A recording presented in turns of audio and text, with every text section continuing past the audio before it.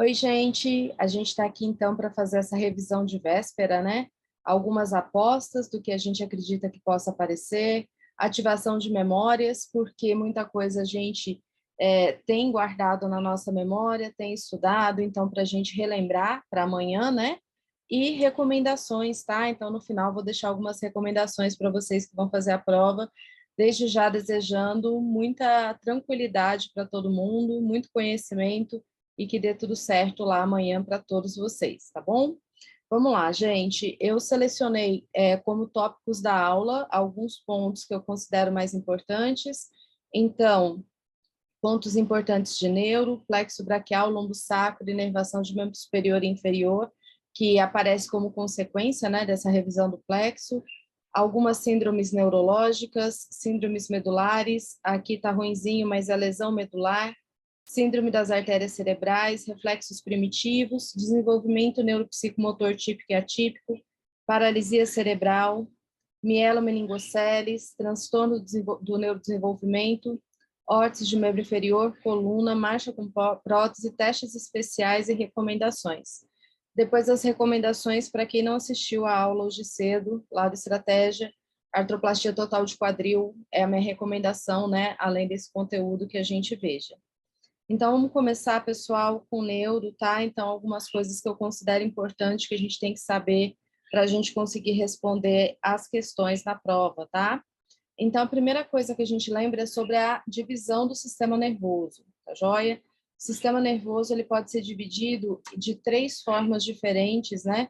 E a gente vai considerar aqui a divisão anatômica, a divisão fisiológica e a divisão segmentar.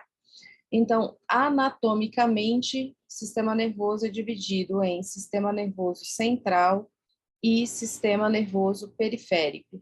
Então, central, o que está dentro das estruturas da meninge, e periférico, o que está fora. Central, que está dentro, encéfalo e medula, periférico, nervos espinhais, nervos cranianos, gânglios e receptores. Isso é importante da gente já se atentar, porque daqui a pouco a gente vai falar de sintomas de lesão e muitas vezes a gente estuda, né, a diferença dos sintomas da lesão, quando a lesão acontece no central e quando ela acontece no periférico, que esses sintomas vão ser diferentes. Na divisão fisiológica, a gente tem aquilo que diz respeito ao funcionamento.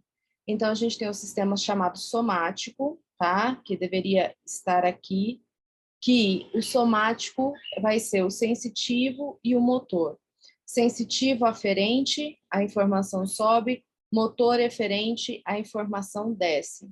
E a outra forma de funcionamento, que não é a somática, é o sistema nervoso autonômico ou autônomo. E o sistema nervoso autônomo, ele controla funções orgânicas e o sistema, né, ele responde, ele age a partir de respostas, descargas do sistema simpático, que é feito pela adrenalina e noradrenalina, ou pelo sistema parasimpático, que é feito pela acetilcolina. Essas atuações, essas funções do sistema nervoso autônomo, elas são antagônicas e complementares entre si. Em relação à divisão segmentar, a gente tem o sistema chamado suprassegmentar, que é o diencéfalo e o encéfalo, e o sistema segmentar, pegando o tronco encefálico e medula, as estruturas, então, que a gente estuda, principalmente relacionadas a essa divisão, tá? Então, começamos desse ponto, e aí a gente já entra, né, nos principais, as principais alterações que a gente tem quando a gente tem uma lesão. Então, quando a gente tem uma lesão no sistema nervoso, os 4 pontos principais que a gente sempre leva em consideração, que a gente deve saber, revisar, lembrar, são as alterações, em relação à motricidade, são as alterações de força, de tônus, de reflexo superficial e de reflexo profundo. Quando a gente fala em força, pessoal, então sempre que envolver uma estrutura motora, um motoneurônio, uma estrutura de controle do movimento, a gente vai ter prejuízo de força, seja a diminuição de força ou a perda completa de força. Então, na prova, né, quando vocês lerem, por exemplo, em algum momento, os termos plegia ou paralisia, a gente está falando de ausência de força, perda total de força. E quando a gente, quando a gente já vê o termo paresia, aí a gente está falando de diminuição de força. Então, esse é um aspecto que está rotineiramente afetado nas lesões que afetam o sistema nervoso, os sistemas de controle. O tônus também é uma outra alteração importante que a gente tem. Sempre lembrar, pessoal, de fazer a relação do tônus com o local da lesão, tá? Então, as alterações de tônus mais importantes que a gente tem são a hipotonia, a hipertonia elástica, só terminar de escrever aqui, e a hipertonia plástica. E a gente sempre deve fazer, então, essa relação das alterações de tônus com a lesão que acontece, né, a lesão esperada. Então, quando a gente fala em hipotonia, a hipotonia acontece muito quando a gente tem lesão no sistema nervoso periférico, então nas estruturas que estão fora das meninges, né, que a gente acabou de falar. Quando a gente pensa, né, no sistema nervoso periférico, a gente está pensando especialmente nos nervos, tá? Então, os nervos cranianos, nervos espinhais, e a gente está pensando também que essa lesão vai ter características da lesão do motoneurônio inferior. Então, guardem isso, que isso pode ser importante na hora de resolver questões. A hipertonia elástica, que é a espasticidade, ela acontece quando a lesão é localizada no sistema nervoso central, nas áreas de controle de movimento, nas áreas de ordenamento do movimento. Então, especialmente quando afeta trato córtico espinhal e quando afeta as estruturas por onde o trato córtico espinhal passa, onde ele começa e por onde ele passa. Então, quando a gente fala em hipertonia elástica, eu estou falando em lesão no córtex motor, eu estou falando em lesão nas vias, né, que descem informações do córtex motor, que é o trato córtico espinhal, e eu estou falando de lesão da medula. Essas lesões são as que cursam com hipertonia elástica com espasticidade. A hipertonia plástica, ela já é diferente, ela vai acontecer numa doença que é o Parkinson. Então, na lesão que envolve os núcleos da base, especificamente o Parkinson, onde aparece. Reflexos superficiais. Os principais reflexos superficiais que a gente tem, né, que é aquele que a gente não pode esquecer nunca, são o cutâneo plantar, tá? O cutâneo plantar, pessoal, quando a gente tem a resposta em extensão dos dedos, é o chamado sinal de Babinski positivo. Então, pode ser que na prova apareça lá cutâneo plantar em extensão, pode ser que apareça sinal de Babinski positivo. E tanto um quanto o outro querem dizer a mesma coisa, tá? E representam também a mesma coisa.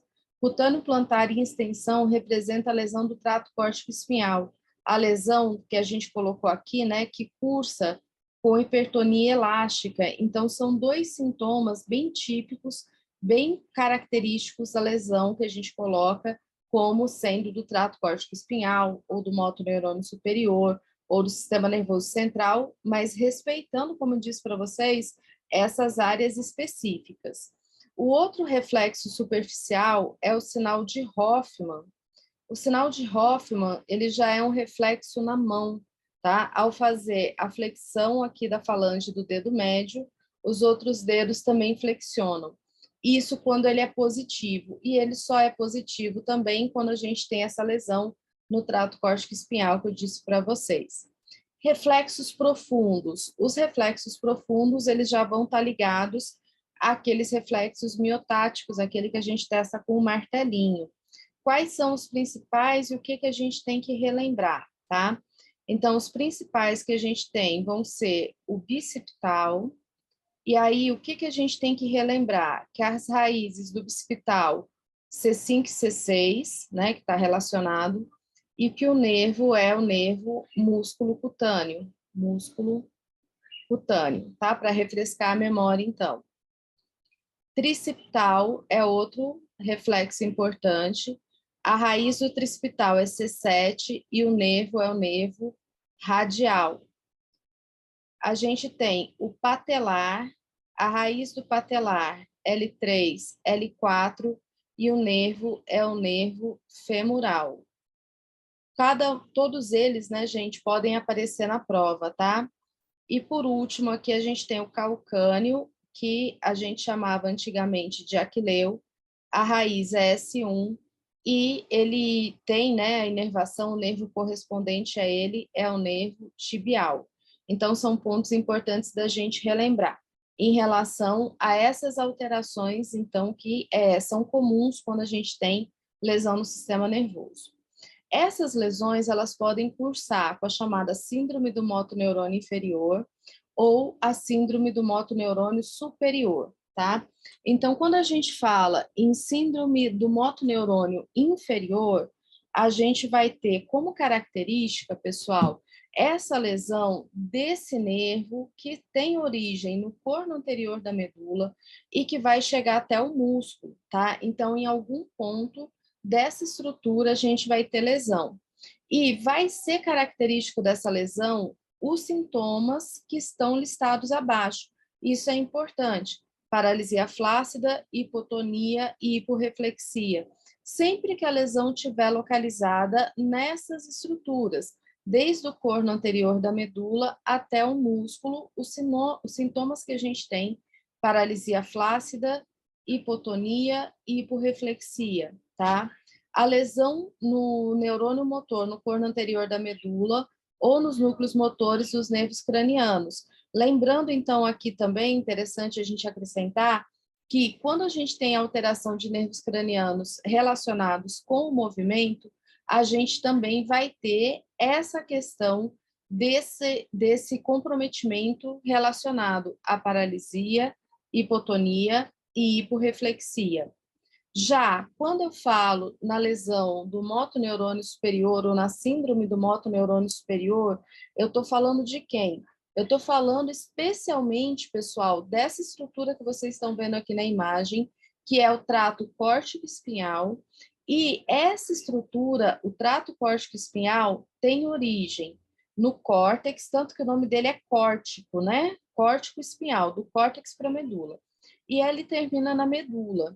Nesse trajeto, ele passa pela região de cápsula interna, que é aqui onde eu estou assinalando, e aí ele vai passar pelo tronco encefálico e pela medula até encontrar com esse outro neurônio aqui, que é o primeiro neurônio. Então, quando eu tenho lesão nessas estruturas, tá? Quando eu tenho lesão envolvendo o córtex, o trato córtico-espinhal, a medula, eu vou ter como sintomas a chamada síndrome do neurônio motor superior, que tem como características a paralisia espástica, ou seja, o paciente ele apresenta paralisia, hipertonia elástica ou espasticidade, hiperreflexia e sinal de Babinski, tá? Então, esse aqui são os sinais característicos que a gente tem. Lesões nas áreas motoras do córtex encefálico, nas vias motoras descendentes, em especial no trato córtico-espinhal. É o que caracteriza a chamada síndrome do motoneurônio superior, tá?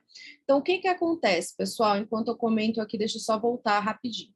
A gente tem essas síndromes, elas são importantes, elas ajudam muito, a gente relembrando essas características, elas ajudam muito a resolver questões, né? E o que importa amanhã na prova para vocês, gente, é acertar a questão, tá? Então, guardem essas informações, que essas informações aqui são importantes e o importante, né, o que importa realmente amanhã é acertar o maior número de questões possível, tá? Eu falo isso já porque eu sempre comento com os alunos, não briguem com a prova, observem o que está mais correto, o que está mais errado, né? Às vezes a gente tem que observar isso para conseguir responder a questão e acertar a questão.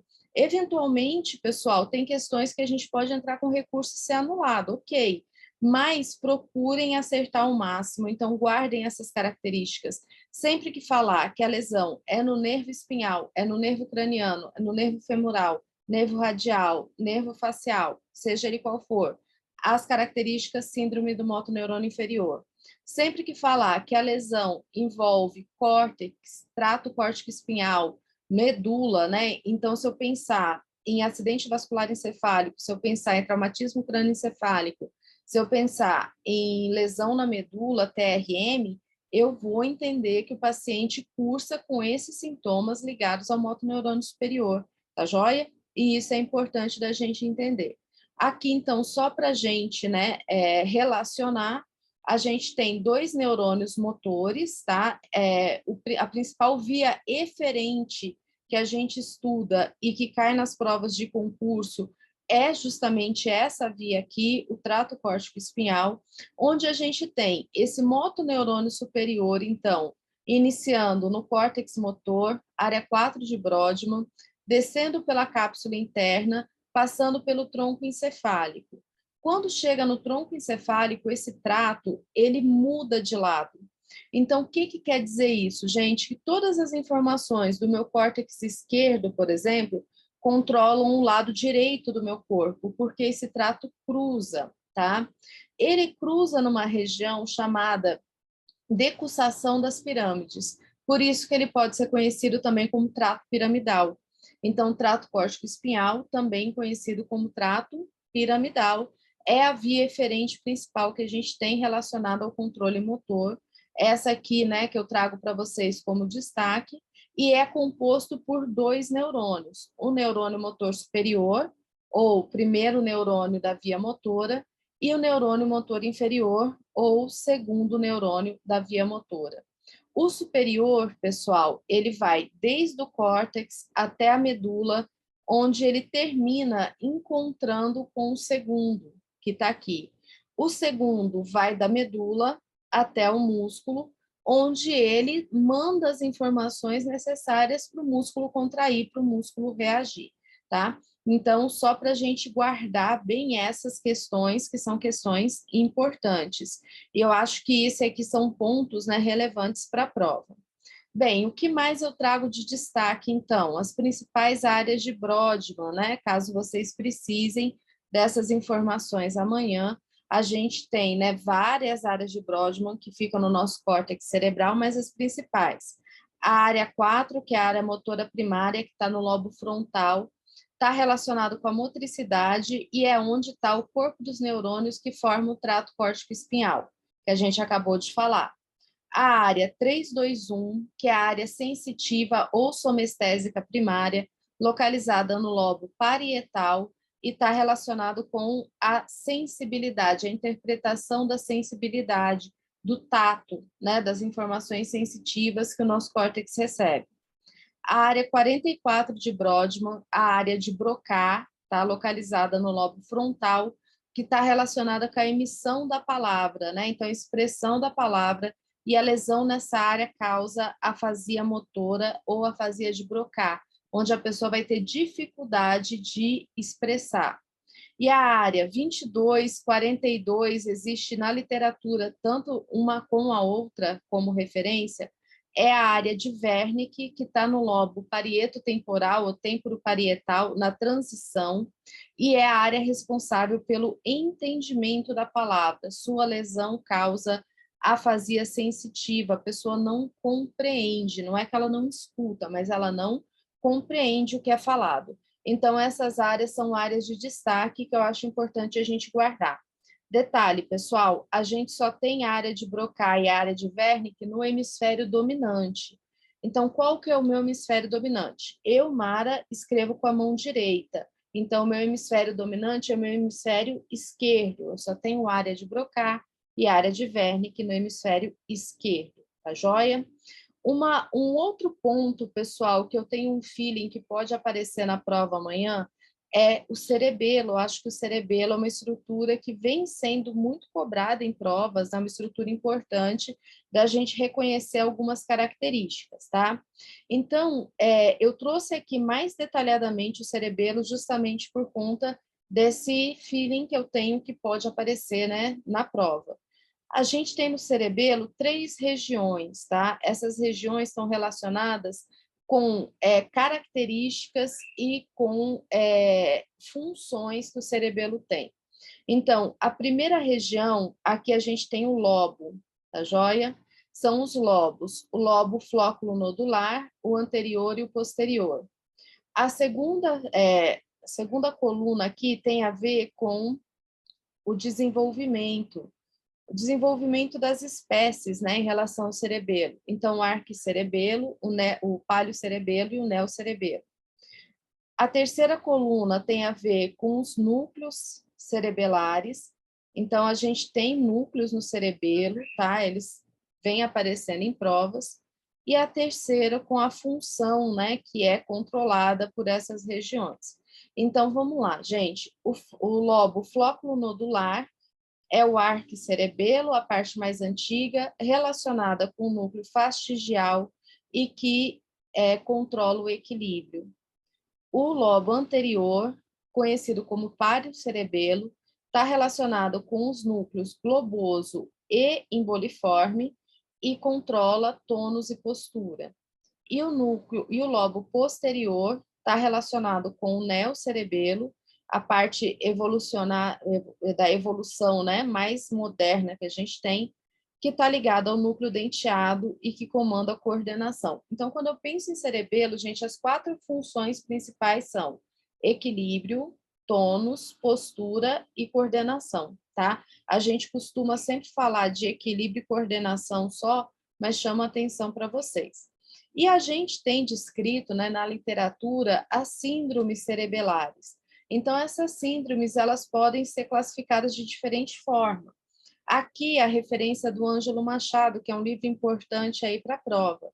A gente tem a síndrome do arquicerebelo, do pálio, do neo, do vérmix, que às vezes a gente vê vérmix escrito com X, às vezes com S, e as lesões dos hemisférios cerebelares. Eu acho interessante a gente guardar algumas características, tá? Então, a síndrome do arquicerebelo acontece normalmente em crianças com menos de 10 anos, em geral, por conta de tumores no tecto do quarto ventrículo, então tumor cerebral, que comprimem o nódulo e o pedúnculo do flóculo, né? Que é essa região do arquicerebelo. Vamos só lembrar aqui, ó, lobo, flóculo, nodular, tá? Nesse caso, a principal característica é a perda de equilíbrio, tá? E não há alteração do tônus, e quando se mantém deitada, a coordenação é praticamente normal. Em pé não, porque em pé precisa do equilíbrio para a gente ter coordenação.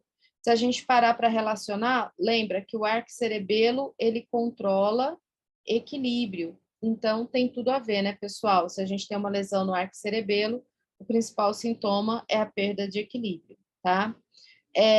As principais consequências da lesão no cerebelo, gente, vão ser, né? Aqui a gente tem uma listinha de consequências. Desculpem, deixa eu colocar em outra ordem para a gente manter aqui na mesma linha que a gente está trabalhando, tá? Desculpa, que a gente vai falar das síndromes. Então, síndrome do paliocerebelo.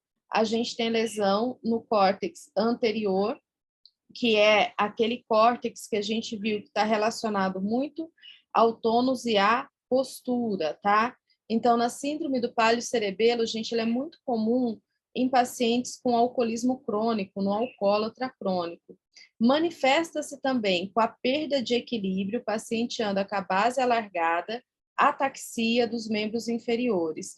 Apesar de ser lobo anterior, acaba afetando bastante o equilíbrio e comprometendo a coordenação e justamente esse ato motor de membros inferiores. Quando a gente pensa na síndrome do neocerebelo, então, na síndrome do neocerebelo, o que impacta mais é a incoordenação motora, a perda da coordenação, mas também compromete equilíbrio, também compromete postura, tônus. Os principais sintomas, então, gente, aqui, né, os sintomas cerebelares, eles são importantes para a gente. Então, a gente tem a dismetria é errar o alvo, né, a pessoa tem que encostar em determinado ponto e ela não consegue encostar nesse determinado ponto. A gente testa muito dismetria com aquele teste índex-nariz. Índex é dedo indicador, tá? Índex-nariz. Decomposição do movimento, então a pessoa muitas vezes não tem um movimento harmônico, né? aqui de ter harmonia no recrutamento muscular. Ela vai fazendo e ela vai parando no meio do caminho para conseguir fazer o movimento. Também a disdiadococinesia. A diadococinesia é a capacidade de fazer movimento rápido e alternado, como eu estou fazendo aqui, por exemplo, tá? A disdiadococinesia, esse dis antes, ele fala o que para a gente? Que a pessoa vai ter dificuldade de realizar esses movimentos. O rechaço, pessoal, é uma outra característica onde a pessoa vai ter dificuldade de frear o movimento. Então, o que que acontece? Para testar, a gente segura, eu, terapeuta, peço para o paciente, né, fazer uma contração isométrica aqui, eu estou segurando, e eu solto de repente. A hora que eu solto, o paciente tende a bater a mão no rosto, né, no corpo dele, porque ele não consegue frear esse movimento. Então, só para a gente caracterizar, né, os principais sintomas. Também pode aparecer o tremor como um sintoma importante da lesão, né, no neocerebelo. Lembrando que esse tremor, pessoal, é o tremor de ação ou tremor de intenção, né, que é quando a pessoa vai se mexer ou está fazendo um movimento, o tremor vai se acentuar. E o nistagmo, que é o movimento do globo ocular, tá? O movimento rápido do globo ocular. Então, falando, né, desses sintomas, a gente fala das principais síndromes, do arque, do pálio e do neocerebelo. A do arque cerebelo cursa bem com sintomas de equilíbrio. A do pálio cerebelo é bem característico do alcoólatra, mas tem sintomas mais exuberantes. E a do neocerebelo pega justamente os sintomas mais de coordenação. E os principais sintomas aqui, né, da lesão no cerebelo aparecem sintetizados nessa síndrome do neocerebelo. Então, dismetria, decomposição do movimento, disdiadocinesia, rechaço e tremor de ação e nistagmo, tá? Só para a gente completar aqui, pessoal, a lesão no vérmix é uma lesão que aparece em provas. O vérmix é essa região central aqui do cerebelo. E a característica principal, né, que a lesão nessa região causa é perda de equilíbrio, tá? E o paciente vai ter alargamento, né, abertura da base de sustentação e a marcha atáxica. Já quando eu penso na lesão dos hemisférios são essas regiões aqui laterais, tá? Aí a gente tem aquela sintomatologia exuberante, né? Aquela sintomatologia relacionada ao neocerebelo. E agora sim, pessoal, quando eu junto tudo, né, e eu posso sintetizar, os principais sintomas da lesão no cerebelo estão aqui nesses 3 itens, tá? Então, os principais sintomas vão ser, sintetizando tudo, se a pergunta não for específica para uma síndrome, né? Porque às vezes pode cair pergunta específica da síndrome, aí a gente já entendeu qual que vai ser a resposta. Mas numa questão inespecífica, sobre cerebelo, os principais sintomas são incoordenação de movimento, também conhecido como ataxia, lembrando que a ataxia mistura incoordenação com perda de equilíbrio, que se manifesta principalmente nos membros, sendo característica a marcha atáxica ou a marcha cerebelar, e também o paciente tem a perda de equilíbrio bem marcante. A alteração, né, de incoordenação do movimento também pode se manifestar na dificuldade da articulação da palavra, da fala, levando a uma voz arrastada ou uma voz característica de quando a pessoa está bêbada, tá, pessoal? Ela não consegue falar frases inteiras, quando ela não consegue desenrolar a língua, tá? Isso é dificuldade de articulação da palavra. Perda de equilíbrio é outro sintoma geral da lesão do cerebelo e o paciente vai ter dificuldade de manter a posição ereta, tá? Por isso que ele abre a base de sustentação para facilitar a manutenção do equilíbrio.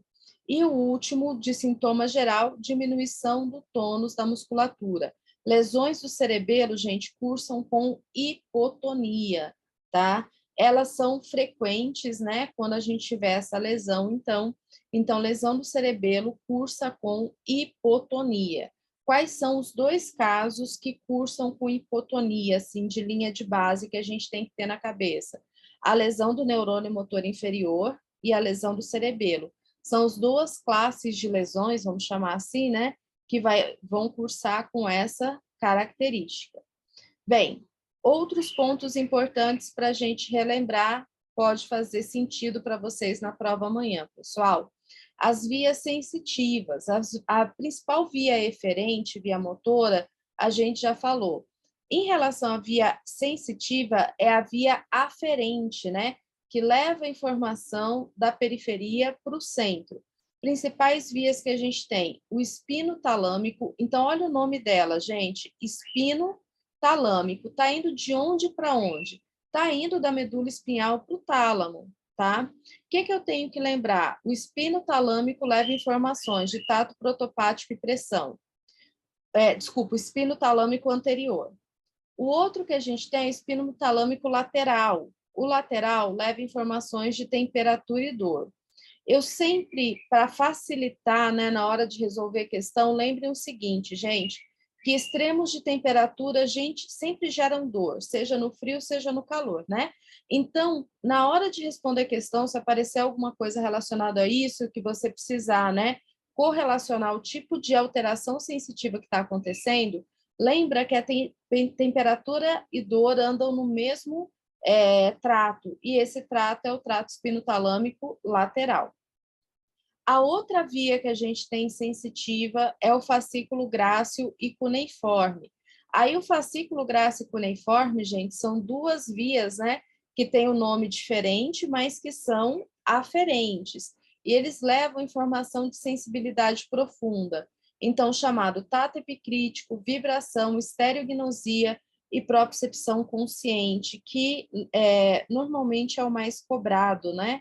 O que mais é relacionado ao fascículo grácil cuneiforme. Então, a dica aqui é o seguinte, gente, lembrar do lateral, que o lateral leva temperatura e dor, tá? Tem essa relação, porque se aparecer outra relação, né, na prova, que seja do anterior, que seja do grácil cuneiforme, fica mais fácil da gente lembrar. Então, lembra que o lateral leva temperatura e dor, e lembra que o grácil e cuneiforme, eles levam sensibilidade profunda, tá? Então, a sensibilidade profunda, essa sensibilidade que a gente tem, por exemplo, na propriocepção consciente, os receptores estão localizados no músculo, estão localizados nas articulações. E sempre relacionar grácil e cuneiforme com propriocepção consciente. Uma outra dica que eu dou para vocês, gente, o grácil, ele leva informações de membro inferior, tá?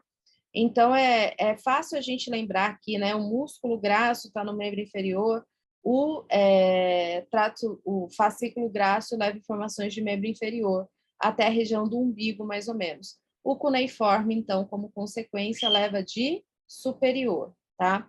Quem tiver dificuldade com esse assunto, então, gente, lateral, temperatura e dor, grácil e cuneiforme, propriocepção consciente, e lembrar que o grácil, membro inferior, leva informações de membro inferior. Esses pontos podem ajudar vocês bastante nas provas.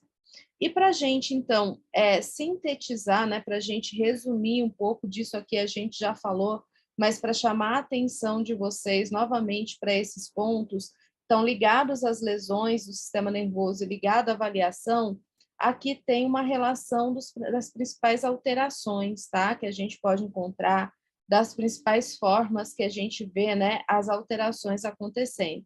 Então, a gente já comentou, vou passar rapidinho. Alteração de tônus, hipertonia elástica, lesão no trato córtico-espinhal, nas regiões por onde ele passa. Hipertonia plástica, lesão nos núcleos da base, mais especificamente o Parkinson. Hipotonia, característica da lesão do motoneurônio inferior e do cerebelo. Clonus, presente nas lesões do motoneurônio superior, apenas, tá? Trato córtico-espinhal, aquilo que a gente vinha falar. Reflexos profundos, então guardar sempre o bicipital, raízes C5 e C6, tricipital C7, patelar L3, L4, calcâneo S1, tá? Ou aquileu, né? Pode aparecer ainda. Reflexos superficiais, os mais importantes, Babinski, Reflexo cutâneo plantar, a resposta em extensão significa lesão do motoneurônio superior, tá? E o Hoffman, quando estiver presente também, lesão do motoneurônio superior.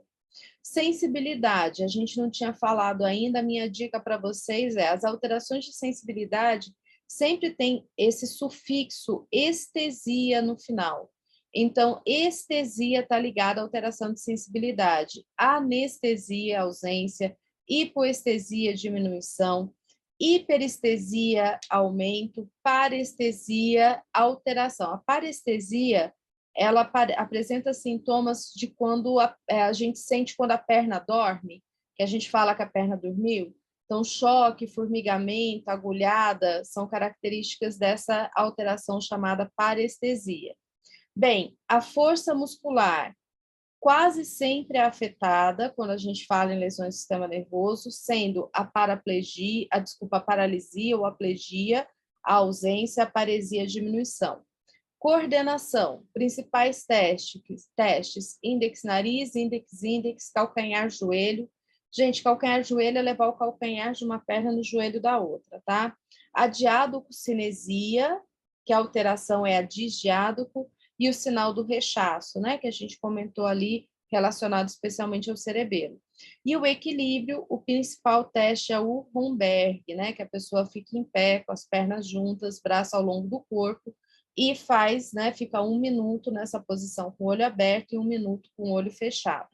Então, aqui a gente sintetiza, né, esses pontos principais.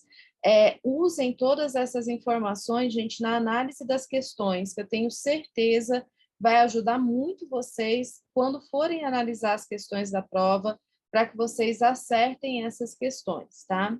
Bem, eu tenho um outro assunto aqui que eu sempre acho importante a gente estudar, que diz respeito à lesão nervosa periférica. Então, vamos só nos localizarmos, tá, gente? Se eu falo lesão nervosa periférica para você, o que você tem que entender? Que a lesão é no sistema nervoso periférico, que a lesão é no nervo, tá? Seja nervo espinhal, seja nervo craniano. Então, quando eu tenho uma lesão nervosa periférica, a gente classifica a severidade, a gravidade dessa lesão de 3 formas, tá? Essa aqui é a classificação principal mais utilizada, que é a neuropraxia, a axonotimese e a neurotimese. Então, vamos lá. Neuropraxia, lesão exclusiva da bainha de mielina. Então, é a lesão mais leve que a gente tem, tá? A tendência é de melhora completa em 3 a 4 meses. Detalhe que muitas vezes cai na prova e a gente acaba errando. Os sintomas motores prevalecem na neuropraxia. Então, pode ser que apareça no caso clínico, né, falando lá dos sintomas, os sintomas motores prevalecem, a perda motora prevalece na neuropraxia. Não se esqueçam disso, beleza? Axoniotimese e neurotimese. Então, gente, toda vez que tiver esse sufixo timese aqui, vai significar que a lesão é mais grave, para vocês não confundirem neuropraxia com neurotimese na prova, tá joia? Então, timese é uma lesão mais grave. Quando tem timese, gente, significa que tem degeneração de alguma parte desse neurônio. E no caso aqui, essa degeneração, quando atinge, né, o sistema nervoso periférico, ela é chamada por esse nome especial aqui, ó, degeneração valeriana, que significa mais ou menos o seguinte, gente, é como se eu tivesse um neurôniozinho aqui, em um determinado ponto, esse neurônio sofreu a lesão. E aí, essa parte distal aqui, né, desse axônio, sofre degeneração. Como é o nome dessa degeneração? Ela se chama degeneração valeriana. Então, não precisa sofrer com isso, é só um nome especial que ela tem um nome diferente. Qual que é a diferença de axonotimese para neurotimese? Na axonotimese, o que lesiona é a bainha de mielina e o axônio, mas a integridade do nervo, né, como vamos dizer assim, o nervo inteiro, não vai estar cortado. O que vai estar lesionado é lá dentro, o axônio e a bainha de mielina. Na neurotimese, pessoal, a gente já tem uma lesão onde existe a descontinuidade do tronco nervoso. Então, existe essa quebra, né? Essa lesão, esse corte, a gente pode falar assim só para facilitar o entendimento. Então, por isso que a gente fala que existe lesão de todo o nervo, o prognóstico é reservado, muitas vezes o paciente não se recupera espontaneamente. Então, assim, gente, neuropraxia, axoniotimese, neurotimese são pontos importantes. Com essas informações aqui, se vocês prestarem bastante atenção no que a questão está falando, vocês conseguem acertar qualquer questão do concurso, tá? Vocês não precisam se preocupar que vocês conseguem acertar essas questões tranquilamente, tá joia? Pessoal, e aí a gente tem também aqui que relembrar nesse momento do plexo braquial e do plexo lombo-sacro. Então, eu convido todo mundo que está aqui pegar papel e caneta, quem não tiver com papel e caneta na mão, e desenhe o plexo, tá? Isso pode ajudar amanhã na resolução de questões também. Eu acho isso extremamente importante. Isso já me ajudou demais aí ao longo da vida, tá? O plexo braquial, ele é um pouquinho mais difícil. Então, vamos lá, pessoal. A gente vai fazer, né, as várias etapas do plexo. A gente tem a raiz, tá? Que é uma parte. Aí a gente tem o tronco, depois a gente tem o fascículo e, por último, a gente tem o nervo propriamente dito, tá joia? Então, quais são as raízes que formam o plexo braquial? As raízes são C5, C6, C7, C8 e T1, tá? Aqui sai, então, gente, todas as raízes, ó. C5, C6, C7, C8 e T1. E aí que vem, né, aquilo que a gente tem que guardar. O que que acontece então, tá joia? Acompanha aqui comigo, vai fazendo aí, eu vou fazendo aqui. A raiz C5 e C6, elas vão se juntar e ela vai formar o chamado tronco superior, tá? C7 não se junta com ninguém, ela continua a partir desse momento aqui e ela se chama tronco médio. E C8 se junta com T1 e forma um tronco inferior. Então, a primeira coisa que a gente tem que lembrar em relação à formação do plexo. Esses troncos, eles se dividem em raiz anterior e raiz posterior, tá? Então, as três raízes posteriores, tá, gente? Eu vou desenhar de azul aqui, ó. As três posteriores se juntam e forma o fascículo posterior, tá joia? E aí, então, eu vou desenhar de outra corzinha só para diferenciar. A anterior do superior e a anterior do médio se juntam e formam o fascículo lateral. E tá faltando um, né, gente, que é a anterior aqui do inferior, que forma o fascículo medial. Vai acompanhando aí que já a gente vai colocar detalhes, tá bom? Só depois disso que vão ter origem os 5 nervos principais do plexo braquial do membro superior. Então, do tronco do fascículo posterior tem origem o nervo axilar e tem origem o nervo radial. Do fascículo lateral vai ter origem o nervo músculo cutâneo. E vai sair uma raiz aqui, deixa essa raiz aí por enquanto. Do medial vai ter origem o nervo ulnar. E a outra raiz se junta com essa aqui, ó. Essas duas vão se juntar e formar o nervo mediano. Então, gente, essa aqui é a estrutura básica que a gente tem, tá?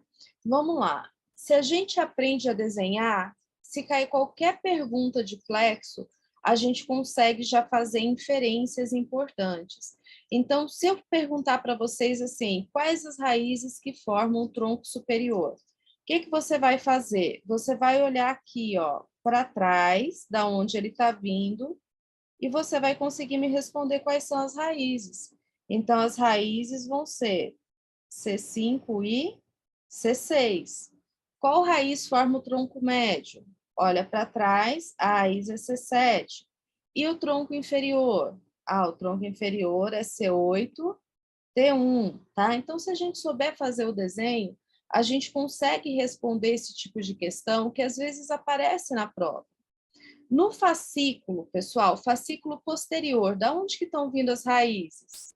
Ah, são as 3 divisões posteriores. Então, as raízes estão vindo de C5 até T1, tá joia? Olha para trás que você vê que os risquinhos azuis da onde estão vindo. Do fascículo lateral, da onde vêm as raízes? As raízes C5, C6 e C7, tá vindo ali. E do medial? Ah, do medial C8, T1. Isso facilita também para a gente entender quais que são as raízes que formam os nervos, apesar que aqui a gente tem que ralar um pouquinho mais. Vamos começar pelos nervos mais fáceis, gente. O nervo mais fácil que tem é o ulnar. Olha, o ulnar não é o único ramo do fascículo medial que está aparecendo aqui, então a raiz dele só pode ser C8, T1, tá joia? Se eu fizer aquela mesma projeção, ó, de vir para trás aqui, vocês conseguem enxergar que ele vem de C8, T1? Então ele fica mais fácil, né, da gente relembrar. O músculo cutâneo também é fácil. Faça o trajeto contrário dele. As raízes dele vão ser C5 até C7, tá? Pelo trajeto contrário. O mediano, pessoal, está recebendo informação de onde?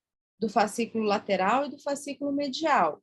Então, é de C5 até T1. O radial também recebe essas informações de todas as raízes. Ele é um nervo grande. Algumas literaturas colocam o radial de C6 a T1, tá? Mas a gente pode considerar C5 a T1, sim. E, por último, gente, o axilar. O axilar, ele é um nervo pequenininho. Ele recebe informação só das raízes C5 e C6 para sua formação, tá? Bem, então aqui ajuda já a gente, né? Se a gente precisar retornar para responder alguma questão, né, relacionada ao plexo. Por isso que eu falo, aprendam a desenhar o plexo, né? Repitam, amanhã, a hora que chegar na prova, você passa a prova, você viu que tem questão de plexo, já vai lá e faz o desenho, que vai facilitar para você responder, tá? Bem, então aqui eu tenho a formação básica. Dica para vocês, gente. As raízes mais proximais do plexo, C5 e C6, inerva a musculatura mais proximal. Então, por exemplo, no nervo axilar, a gente vai ter a inervação do deltoide e do redondo menor. Raízes mais altas, tá? Inerva a musculatura mais proximal. As raízes mais baixas, C8, T1, inerva a musculatura distal, inerva a musculatura de mão. Então, quando eu penso no ulnar, eu penso muito na musculatura de mão, na musculatura intrínseca, tá joia? Então, essa inervação mais baixa. Isso também pode ajudar na resolução de questões. E tomem cuidado se na prova aparecer, por exemplo, aconteceu uma lesão do fascículo posterior. Porque se eu tiver uma lesão no fascículo posterior, gente, compromete o quê? A função do axilar e do radial. Ah, não, aconteceu uma lesão no fascículo lateral. Se aparecer a lesão no fascículo lateral, compromete o quê? O músculo cutâneo mediano, né? Uma parte do mediano. Ah, apareceu a lesão no fascículo medial. Então, no medial acontece o quê? Compromete a função do ulnar e parte da função do mediano. Chama atenção disso porque, às vezes, na prova cai a lesão do nervo, sei lá, a lesão do nervo músculo-cutâneo, mas às vezes cai a lesão do fascículo, ou às vezes cai a lesão do tronco, às vezes cai a lesão da raiz. Então, por isso eu acho importante aprender, né, esse desenho básico, tá? E o outro ponto aqui, pessoal, faz relação desses nervos com os músculos, tá? Pelo menos o grupo muscular principal. Eu sei que a gente está na véspera da prova, mas eu preciso passar para vocês aqui grupos principais para ajudar também na resolução de questão. Então, eu vou continuar anotando aqui, ó. O primeiro nervo ali que eu tinha era o nervo axilar, certo? Nervo axilar, raízes, C5 e C6. O nervo axilar é fácil, ele inerva dois músculos, o deltoide e inerva o redondo menor. Então, pronto, eu tenho que lembrar disso. E é claro, gente, no caso de uma questão que apareça a lesão, você tem que lembrar. Ah, e o deltoide faz o quê mesmo? Ah, o deltoide faz abdução. Então, se tiver lesão do axilar, o que o paciente vai ter dificuldade de fazer?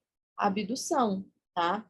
Então, eu prefiro lembrar, né, o plexo aqui e os músculos inervados. E se aparecer questão, lógico, eu vou raciocinar em cima da questão para ver quais músculos estão, movimentos estão comprometidos, tá? Vamos lá. Nervo radial. O nervo radial, então, ele pode ter influência de C5 até T1, né? O radial, pessoal, inerva os músculos extensores. Então, musculatura posterior do braço, tá? Extensor do braço aqui, ó, que é o tríceps, né, o ancônio, e os extensores, em geral, são inervados pelo radial, tá? Então, é o que a gente tem que guardar. Exceção, eu gosto de colocar a exceção aqui, né, porque vai que o radial inerva um flexor, que é o bráquio radial. Agora, a parte boa é que ele inerva um flexor, mas ele inerva um flexor que tem o sobrenome dele, né? Bráquio radial. Então, facilita para a gente, tá joia?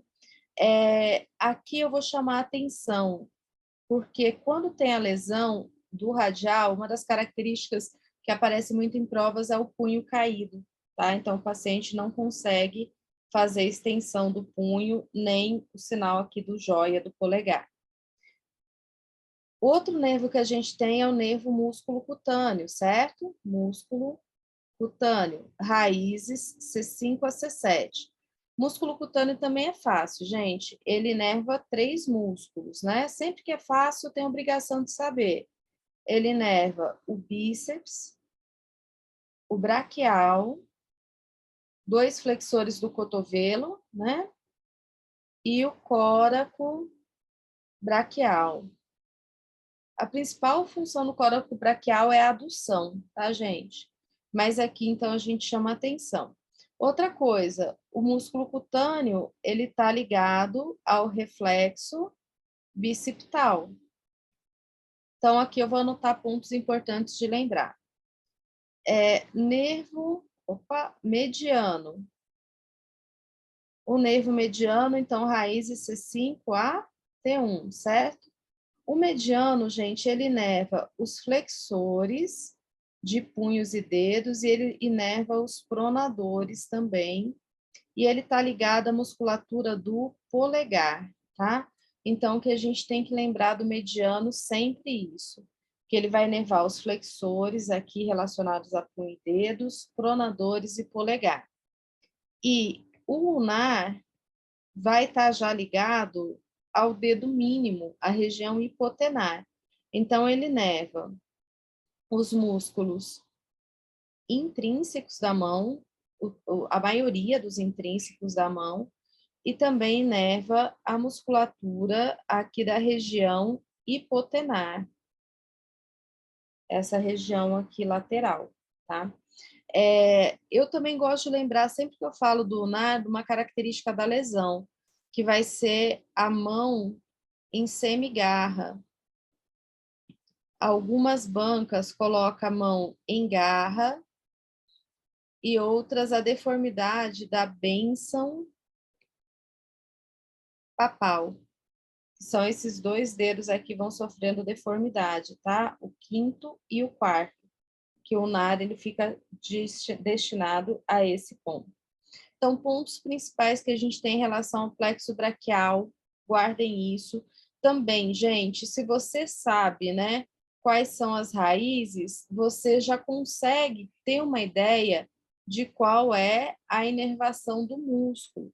Lógico que nem todo músculo é tão simples, mas é importante da gente lembrar, tá? Então, beleza. As raízes, por exemplo, do músculo cutâneo é C5, C6, C7. O bíceps é só C5 e C6.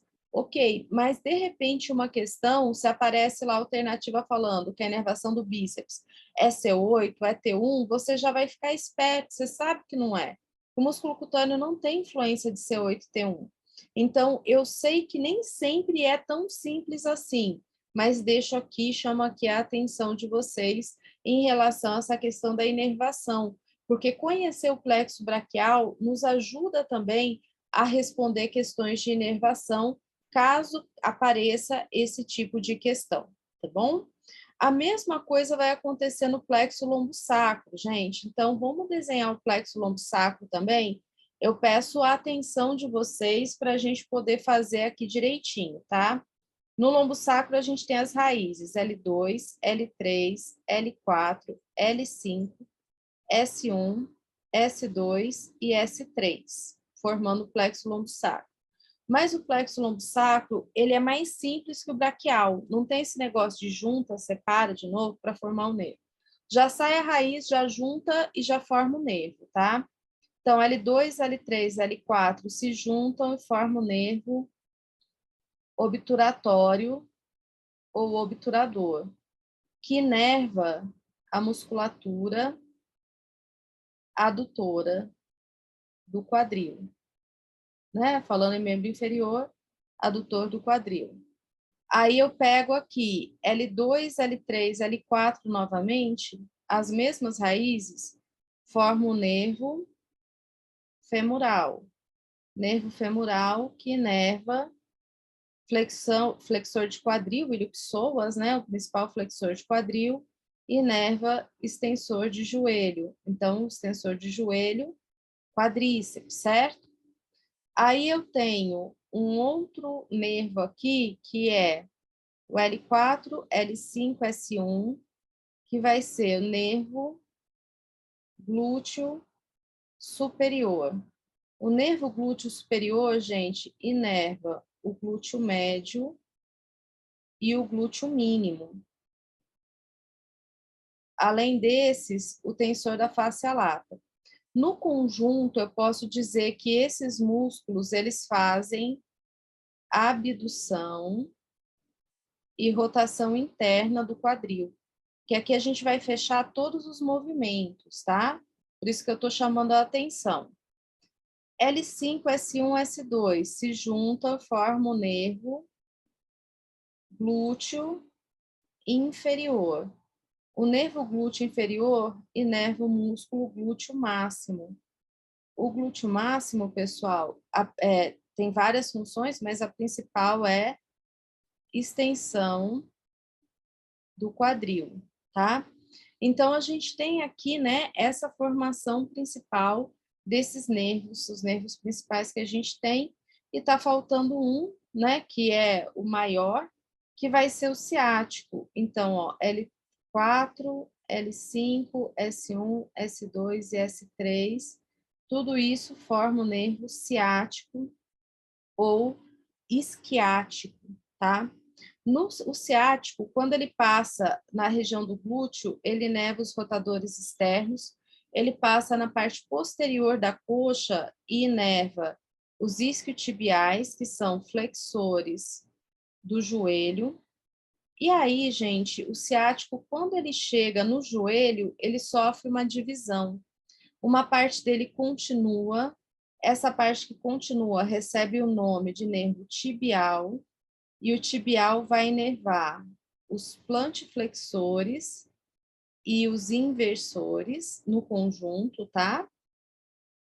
E eu já chamo a atenção dos pontos aqui importantes. E um outro ramo dele é o nervo fibular, que vai para a parte da frente da perna, da frente lateral, e inerva os dorsiflexores e inerva também os eversores, tá? Só tome cuidado com o seguinte, gente.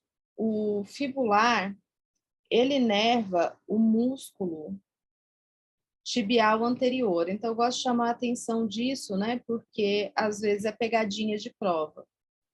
E o tibial anterior, ele é dorsiflexor e inversor, tá? Então, ele é dorsi e inver. Por isso que eu falo, quando eu coloco essa musculatura aqui, eu falo no conjunto, essa musculatura faz essa inervação. E aqui, então, a gente tem toda a inervação de membro inferior e a gente consegue também relacionar as raízes com os músculos, se precisar relembrar inervação, tá? Então, deixo aqui também essa dica para vocês, para estudar a questão do plexo lombo-sacro. Gente, alguns pontos que eu sempre gosto de chamar a atenção quando eu falo, né, plexo lombo-sacro, membro inferior e tudo mais. Então, o ponto para mim de destaque diz respeito ao nervo glúteo superior, mas o glúteo superior ele não cai tanto nas provas. Mas já que a gente está falando, vamos colocar ele, né? O que cai mais é a lesão do glúteo médio, tá? Que apresenta um sinal característico que é o Trendelenburg. Eu acho que faltou um N aí em algum lugar. Caiu o Trendelenburg na prova, o que eu peço para vocês? Pessoal, vocês fazem o seguinte desenho, tá? Você desenha a pelve, você desenha uma perna. Então, esse aqui é o pé de apoio, tá joia? Só desenha uma perna. E aí você desenha aqui, ó, o glúteo médio. Você desenha uma setinha caindo para lá, para o lado oposto. E a coluna, você desenha uma setinha vindo para cá. Então, se você fizer esse desenho, você responde qualquer questão de Trendelenburg sem sofrer, tá? O que esse desenho quer dizer, né? Fala assim, Mara, eu não entendi nada, né? Não, gente, calma. Então, quando a gente fala em Trendelenburg, eu falo do pé de apoio, tá? A lesão do glúteo médio do mesmo lado do pé de apoio leva à queda da pelve contralateral do outro lado e a inclinação da coluna para o mesmo lado da lesão. Tá joia?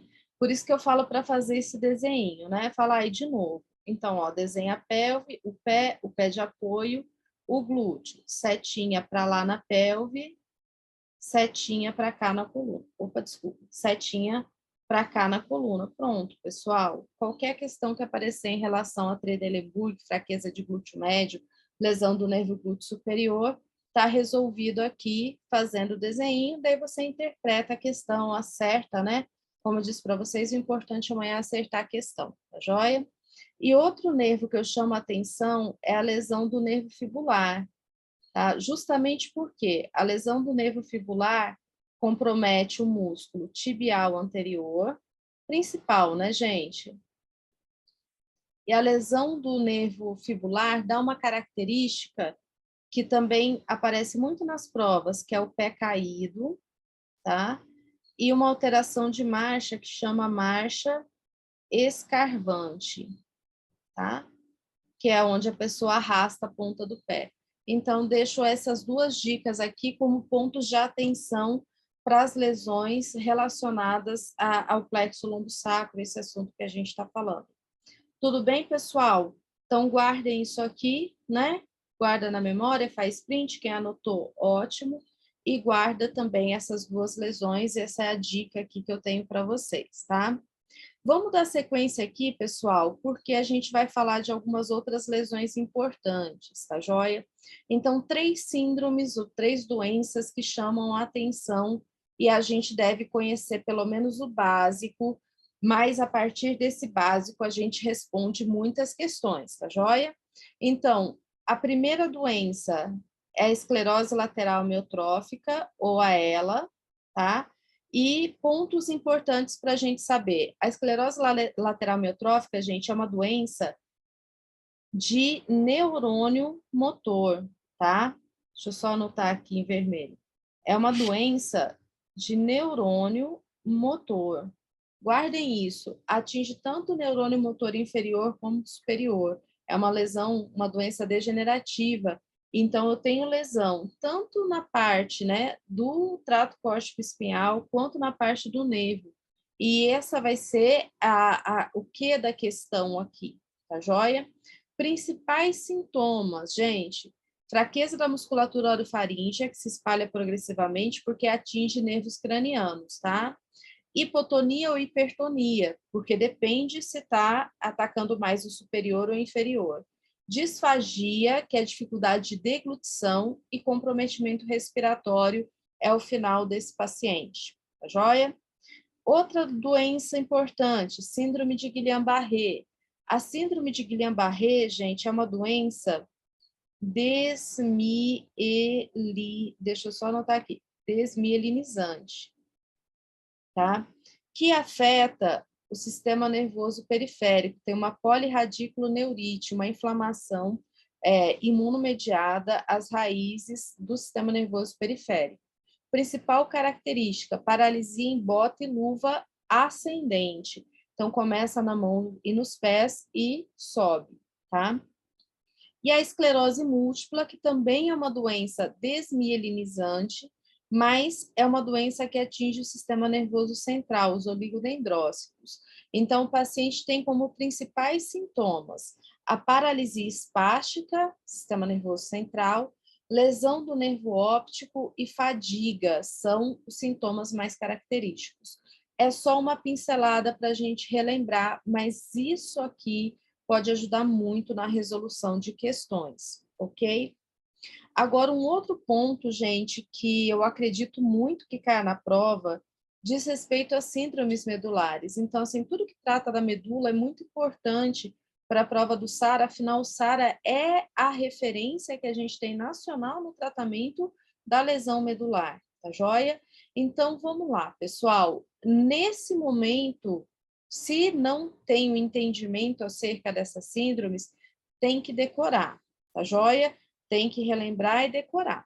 Então, vamos lá. Lesão da coluna anterior ou lesão do corno anterior. É a lesão que acontece na poliomielite, atinge o corno anterior da medula. Quem que está no corno anterior da medula? Quem está no corno anterior da medula, gente, é o corpo do motoneurônio inferior. Então, esse paciente, ele vai ter o quê? A síndrome do motoneurônio inferior, que a gente estudou ali atrás, cuja principal característica é a paralisia flácida, tá? Isso, então, se a lesão for na coluna anterior ou no corno anterior, que é característico da poliomielite. Isso é o principal que eu posso falar sobre poliomielite. Além disso, né, gente, a poliomielite é a paralisia infantil, que é aquela que a gente toma gotinha Sabin, né, Sabin, que é aquela gotinha do Zé Gotinha, né, que a gente toma na infância para evitar uma doença que está, a princípio, erradicada por conta da vacinação. Beleza, pessoal. Próxima síndrome, lesão do funículo posterior, síndrome medular posterior. É causada pela tabes dorsalis e gera lesão no fascículo grácil cuneiforme. Bem, se lesionou o fascículo grácil cuneiforme, a pessoa perde a sensibilidade profunda. Então, ela perde propriocepção consciente, estereognosia, vibração e tato epicrítico. As demais funções continuam preservadas. Hemissecção medular ou sequar, que é a que mais cai. Normalmente ela é traumática, atinge metade da medula. E, gente, o que a gente tem que lembrar, né? O que mais pergunta-se em prova é o que acontece abaixo da lesão. Então, do mesmo lado homolateral, abaixo da lesão, a pessoa apresenta paralisia espástica e perda da propriocepção consciente.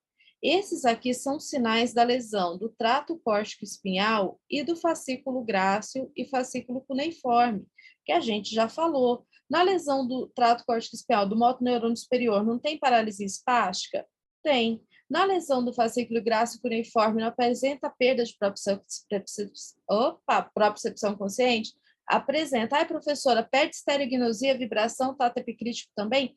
Também, gente, mas o que mais aparece nas provas é essa conjunção. Paralisia espástica, perda da propriocepção consciente. O detalhe aqui é que do outro lado, na outra perna, a pessoa também apresenta sintomas, que é a anestesia termalgésica, ou seja, a perda da sensibilidade térmica e dolorosa. Vamos lá que vocês já lembram, né? Temperatura está sempre junto com a dor. Qual que é o caminho da temperatura e da dor, gente? Trato espinotalâmico lateral. tá joia? Que a gente viu ali atrás. Então, nesse momento, véspera de prova, esse aqui é o ponto, é a gente relembrar, né? Ou, quando é o caso, se for o caso, decorar quais são os sintomas, tá?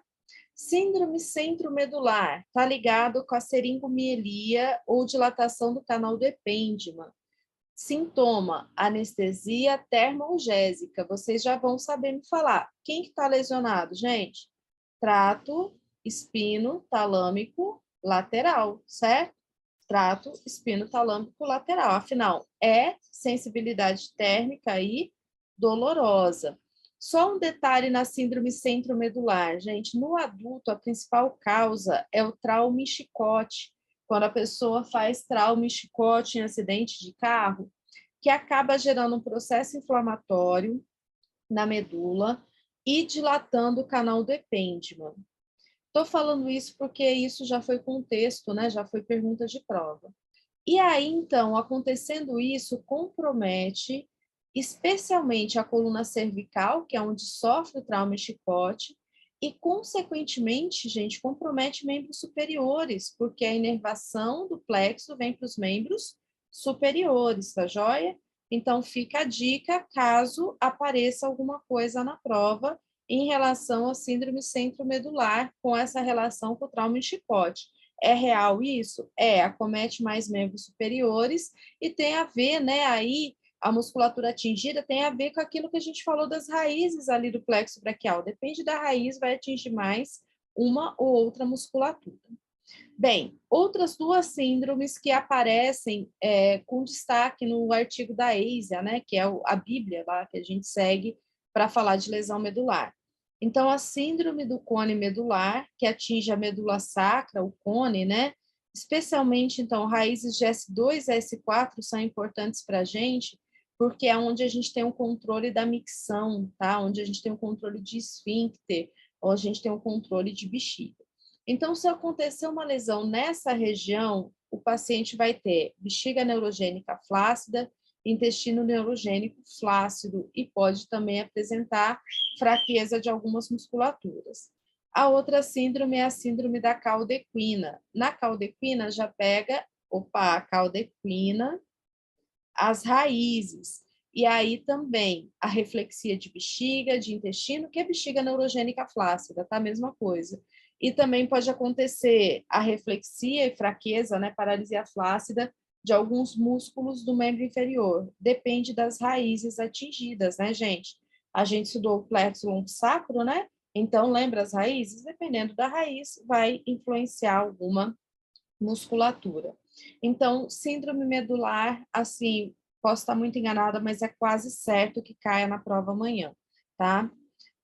Em relação à lesão medular, então, quando a gente fala, né, dos outros tipos de lesão que não é a síndrome, alguns pontos importantes, gente. O nível neurológico da lesão, aonde aconteceu a lesão na medula, a gente descobre a partir da avaliação do nível motor e do nível sensitivo, tá?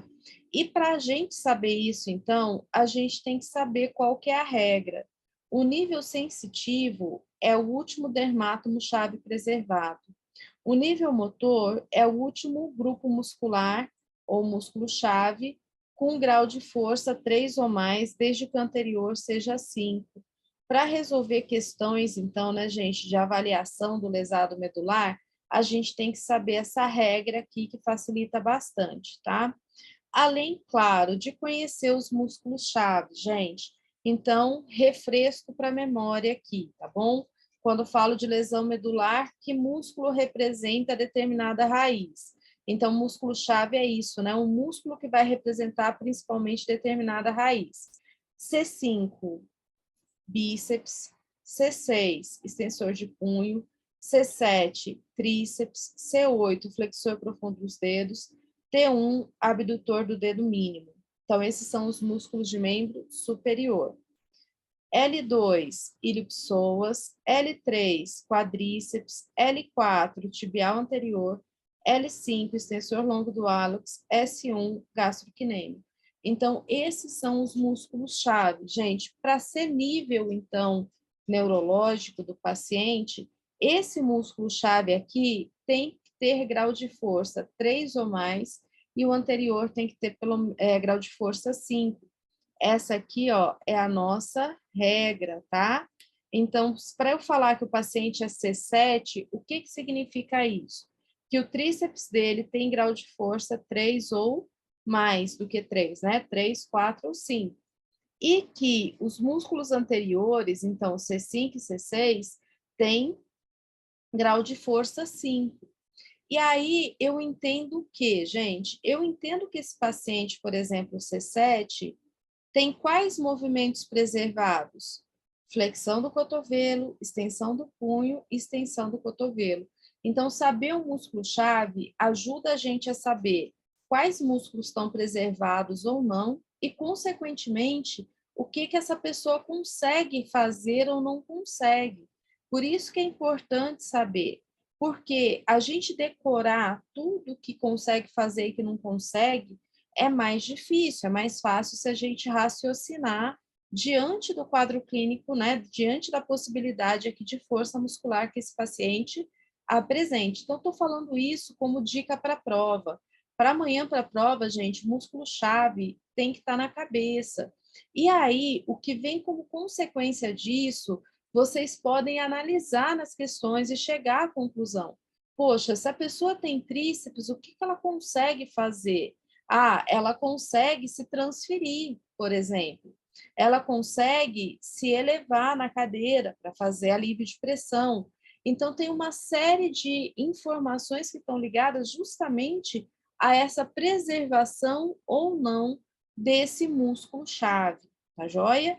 Preste atenção nisso, que isso ajuda bastante. De qualquer forma, eu trouxe um resuminho aqui dos principais pontos que podem aparecer na prova, ligando o nível com a função, com a característica, né, com algum ponto que chama a atenção, tá, pessoal? Então, vamos lá. Nível C2, C3 e C4, as lesões estão acima do plexo braquial. O paciente tem tetraplegia pura. Ele é totalmente dependente, totalmente dependente. E no caso, gente, de C2 e C3, o paciente ainda pode ter comprometimento do nervo frênico, que é o nervo que inerva o diafragma, e com isso ele não consegue nem respirar, tá? Ele precisa de auxílio de um respirador, de um ventilador. Vamos lá, nível C5. Então, C5 eu deixei aqui porque ele já é diferente do C2, C3 e C4, porque o músculo-chave de C5 é bíceps, então o paciente vai apresentar pelo menos flexão do cotovelo em relação a esse paciente anterior que não tinha nem isso. Mas lembra que C5 inerva, né? Raiz C5 e C6 inerva a musculatura proximal? Então, esse paciente também consegue fazer a abdução do ombro, flexão, um pouquinho de extensão, tá? Mas esses são os pontos principais. C6, então, o C6 ele ganha extensão do punho, e com isso ele consegue fazer tenodese fisiológica, que é quando ele estende o punho, os dedos tendem a fechar e ele consegue segurar objetos, por exemplo, com a mão nessa posição, tá?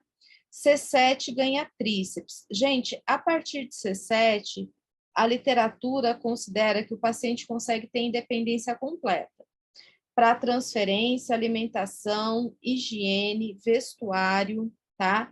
Que ele tem tríceps. O que ele não faz? Ele não fecha a mão. Quem fecha a mão é a partir de C8, tá joia? Então, a partir de C8, até chama atenção aqui já, tem controle completo de membro superior, e aí a pessoa é mais independente. O que o C7 não consegue? Presta atenção nisso. O C7 não consegue fazer cateterismo sozinho, justamente porque ele não consegue fechar a mão para segurar a sonda. Mas no restante das atividades, gente, C7 é para ser um nível que signifique independência, tá joia? Como a gente está falando de nível e função, presta atenção nisso, né? C7 é um dos níveis principais que a gente tem, que aparece na prova, justamente porque ele é um marco, né? A partir dali, a condição do paciente melhora bastante, tá? Bem, C8 até T6, então C8 fecha a mão, né? T1, eu não sei se vocês lembram, o músculo-chave de T1 é abdutor do dedo mínimo, então significa que a pessoa tem maior controle de mão, tá joia? E aí, gente, T2, T3, T4, T5, T6, está tudo relacionado, vou chegar aqui mais na frente, com essa região superior do tronco. T6 está no nível do processo tifoide, tá? Então, por isso que funcionalmente a gente coloca junto. A pessoa, a partir de C8, tem controle de todo o membro superior. Melhor ou pior, mas tem, tá? Essas pessoas, gente, de C7 até T6, elas podem ficar em pé com uma órtese que chama Sweaver Walker. Tem na aula mais para frente, tá? Que a gente vai falar bastante de órtese. E no T6, aparece na literatura que ele pode fazer deambulação com a para-walker. Então, a gente pode colocar assim, ó, de C7 até T5, Sweaver Walker, tá? T6 já vai para o para-walker, que é uma órtese menor.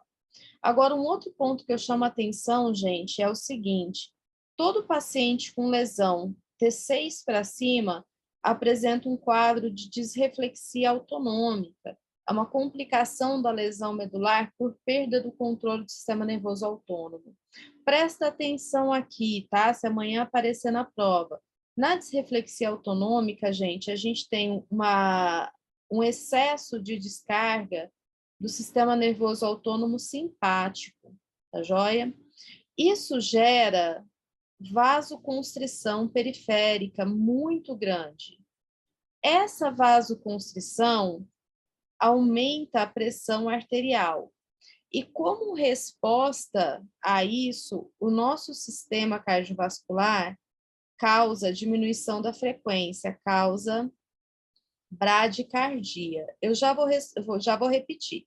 E o paciente pode ter uma bradicardia tão severa que ele tem uma parada, tá? Então, esse é o perigo da disreflexia autonômica. Então, vamos de novo? Vamos de novo, Mara. Disreflexia autonômica. Lesões acima de T6, do nível T6. O que acontece? Uma descarga excessiva do sistema nervoso autônomo simpático, que leva a uma vasoconstrição periférica muito grande. A vasoconstrição aumenta a pressão arterial, tá? E, como resposta a esse aumento de pressão arterial, na tentativa de controlar esse aumento de pressão, a pessoa tem diminuição da frequência cardíaca, ou bradicardia. Essa é a história toda da disreflexia autonômica, e ela é perigosa porque a pessoa pode ter um pico de pressão, por exemplo, que causa um AVC, um infarto, ou ela pode ter uma queda da frequência cardíaca tão acentuada que ela tem uma parada, tá joia? Então, disreflexia autonômica, guardem aí, tá? Ponto importante também relacionado à lesão medular, beleza? Vamos lá, gente, outros níveis que eu chamo a atenção. T10, T10 é uma paraplegia, o nível de T10, gente, é o umbigo. Então, o que significa isso? Que do umbigo para cima é normal, do umbigo para baixo tem os sintomas, tá? Um sinal característico é o sinal de Beaver positivo, acho importante guardar isso, e o paciente consegue andar com uma órtese chamada tutor longo bilateral mais cinto pélvico mais muletas. Eu vou mostrar essa órtese também no momento que a gente for falar da órtese ainda nessa aula, tá bom? T12, paraplegia baixa, altura da espinha ilíaca superior. Significa o quê? Que tem abdominal todo preservado. Então, o paciente anda com tutor longo bilateral e muletas. L3, extensão do joelho preservado. Ó, o músculo-chave de L3 é quadríceps. Então, se o paciente é L3, o que significa? Vocês já sabem, que ele tem grau de força 3 ou mais, e no anterior ele tem 5, tá joia? Esse paciente, muitas vezes, gente, pode andar só com a órtese OTP, órtese tornozelo-pé, aquela órtese mais simples, ou ele vai precisar da OJTP, depende da força muscular dele, mais muletas. E L4, L5, S1 a gente deixa aqui no mesmo bolo, embora músculo-chave de L4 seja tibial anterior, de L5 extensor longo do hálux, de S1 gastrocnêmico. Esse paciente, ele pode andar com a OTP ou não, sem ela mesmo, com a ajuda de muleta ou bengala, por conta da fase de impulsão da marcha, né? Quando tem que fazer a impulsão, se ele tem fraqueza de gastrocnêmio, ele não consegue. Então, esse é outro ponto aqui, tá, gente? E eu peço atenção especial de vocês aos músculos chaves, porque se você souber o músculo chave, você vai saber entender o que está preservado e o que não está. E lembrar sempre na lesão medular, gente, ó, acima da lesão, o paciente é normal, tá? Acima da lesão, a pessoa é normal. Tem força normal, tem sensibilidade normal. O problema é abaixo da lesão. Abaixo da lesão é que ele tem sintoma. Quais são esses sintomas? Então, basicamente, perda de força, perda de sensibilidade. Se interrompe a medula, né? Se tem essa lesão, como eu simbolizei aí para vocês, interrompe, gente, a chegada do trato córtico espinhal, certo? Então, esse paciente, ele tem sinais da lesão de quem? Lesão do motoneurônio superior. Então, lembra sempre disso, que ajuda muito a responder questões, tá? Só para completar, para quem estiver anotando aí, gente, ou para vocês lembrarem amanhã, essa lesão aqui, ela determina um quadro de bexiga neurogênica espástica. Então, eu vou fazer só um adendo aqui, tá? Quando a lesão é no cone, que a gente falou S2, S4, quando a lesão é no cone, a gente tem bexiga neurogênica flácida, certo? Certo, muito bem, pessoal. Toda lesão acima do cone, então de S1 até C2, ou de C2 até S1, toda lesão acima do cone, gente, o paciente vai ter bexiga neurogênica espástica, tá bom? Guardem isso, pode ser importante para vocês, ok? Completo? Completo. Só mais um ponto, gente. Na EISA também, na avaliação, a gente não está passando ela inteira aqui, eu estou passando alguns pontos, né, que eu acredito que sejam pontos que tem uma chance maior de cair. A gente tem a escala de comprometimento, a escala de Frenkel modificada. Se cair questão sobre isso na prova, gente, qual que é a dica? Então, aprende a tabelinha, tá? Vocês vão colocar lá assim, ó, função motora, função sensitiva. Aí vocês vão colocar A, B, C, D e E. Então, aprende essa tabelinha aqui, tá joia? Se cair questão disso, amanhã você só desenha a tabelinha, depois você analisa a questão. Então, o que que eu vou ter aqui? Função motora, tá? No nível A, não tem função motora e não tem função sensitiva. O que que significa isso, gente? Que no nível a lesão é uma lesão completa. Então, presta atenção, gente, toda vez que a lesão é completa, ela é classificada como A. A, lesão completa. Não tem função motora ou sensitiva abaixo do nível, incluindo os segmentos sacrais S4 e S5. Tá joia? Então, guardem isso, tá bom? Beleza. No B, não tem motor, mas tem sensitivo. No C, no motor, pessoal, a maior parte dos músculos tem força menor que 3.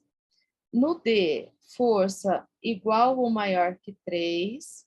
E no E, normal. Então, guarda a tabelinha, bate o olho aí nela. Se a cair questão falando de escala de Frenkel, falando de comprometimento, você já pega, já vai direto, desenha a tabelinha e daí você analisa. É mais fácil do que decorar todo esse texto aqui. Mas o texto bate, e normalmente o que cai são esses textos aqui, tá joia?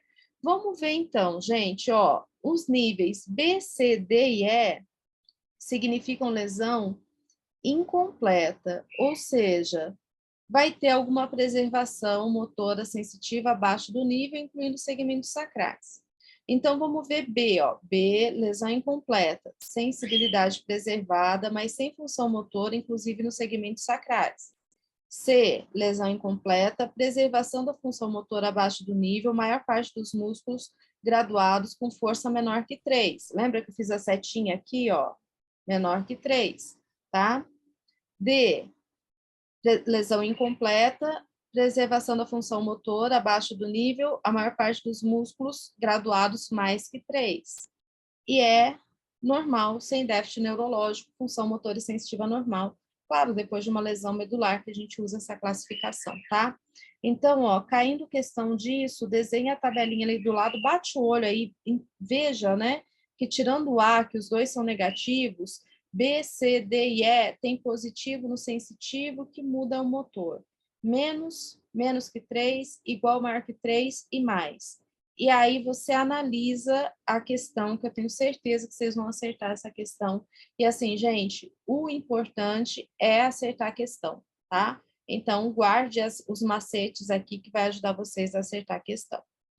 Pessoal, para a gente finalizar essa parte de neuro, então, síndrome das artérias, também é um ponto sempre importante. Artéria cerebral anterior, se tem lesão, o que o paciente tem? Transtornos psíquicos do tipo frontal, né? Lesão aqui do lobo pré-frontal, falta de espontaneidade na atividade motora, ecolalia, amnésia, hemiplegia ou hemiparesia contralateral de predomínio na perna, dural, hipoestesia, anestesia que acompanha o déficit motor. Cerebral média, mais lesionada de todas, hemiplegia ou hemiparesia contralateral de predomínio braquiofacial, alterações sensitivas que acompanham o déficit, comprometimento da fala com afasia motora e sensitiva.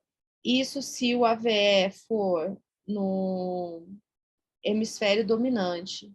Hemisfério dominante. Faltou um S aí em algum lugar.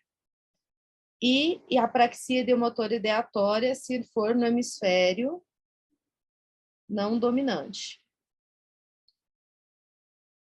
Também paralisia facial central e hemianopsia, perda de campo visual. E na síndrome da artéria cerebral posterior, os sintomas principais são ligados à visão: hemianopsia, perda de campo, cegueira, agnosia visual, alexia e lesões no tálamo com síndrome talâmica, quando o paciente tem hemiataxia, hemiplegia contralateral transitória e dor difusa, tá? Pessoal, então esse aqui é a primeira parte da aula em relação, né, aos pontos principais de neuro. Vou dar 2 minutinhos para vocês respirarem, beberem uma água e a gente retorna, tá joia? Então, parem um pouquinho, respirem um pouquinho e a gente retorna. Eu vou